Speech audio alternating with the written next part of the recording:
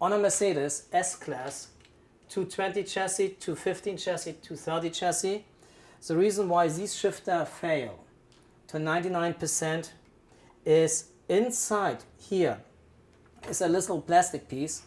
This one, it snaps. And that hinders the lever to open the solenoid which is in that unit. The solenoid sits here in the back, it releases the shifter. So you no longer can move it if the plastic piece is broken. We have it remanufactured out of military style aluminum. It's never gonna break again. We have it in plastic, but plastic, the cost for aluminum is a little bit higher, but the quality is much better. Now, in order to install it, what you have to do is you have to take apart the shifter with the 3 screws, which we're doing right now. It is all the same on the S430, S500, S600, S55. Same with the CL500, 55 and 600, and the SL500, 55 and 600. If you take the 3 screws out, which we're doing here right now, at that moment you can take out the housing real easy, where you just have to lift it.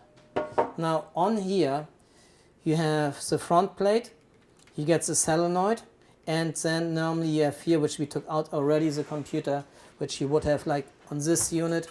So yeah, this is a computer which needs to be programmed, where you have your serial number and all the other good things in. You have obviously here 3 plugs, which goes to the main brain.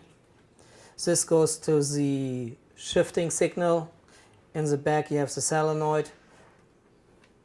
In order to take it apart, you take the 2 screws out from here, which are here and here, where you have to put it on a level set.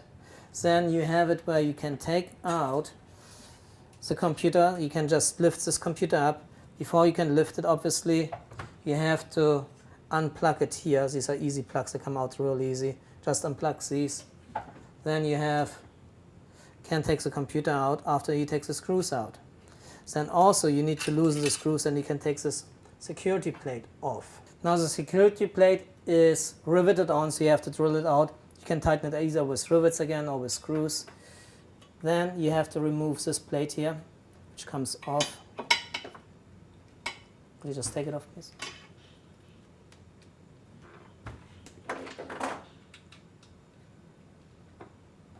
Once you have the plate off, you have here normally where the little plastic sits, which holds it, which normally breaks. And then here's a little pin which you have to remove, or a clip ring which you remove. Then you can insert this. This obviously goes here in the back for the solenoid, which goes up and down. Can you put this on, please? There's a little spring on it, which is important that you put that also in place again.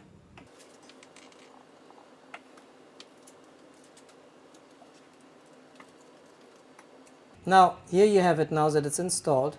You have here's a little lever with a little spring here set, so that when you lift the lever, you can move it. If you don't have the lever lifted from the solenoid, you cannot move it. Move it, you can move it. It's not moved. Then after that, you put back the plastic piece into the same position as came off. After you have the plastic piece back, you just press it on. You put the shield back with a couple of screws or rivets, and after that you put the housing back with the screws on the bottom, and you're done. Real simple.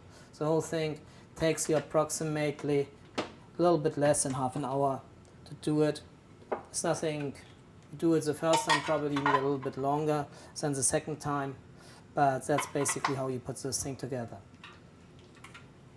The only thing which you have to do is you have to clear all the codes within the system in order to recognize it. Otherwise you will still have error code for ETC.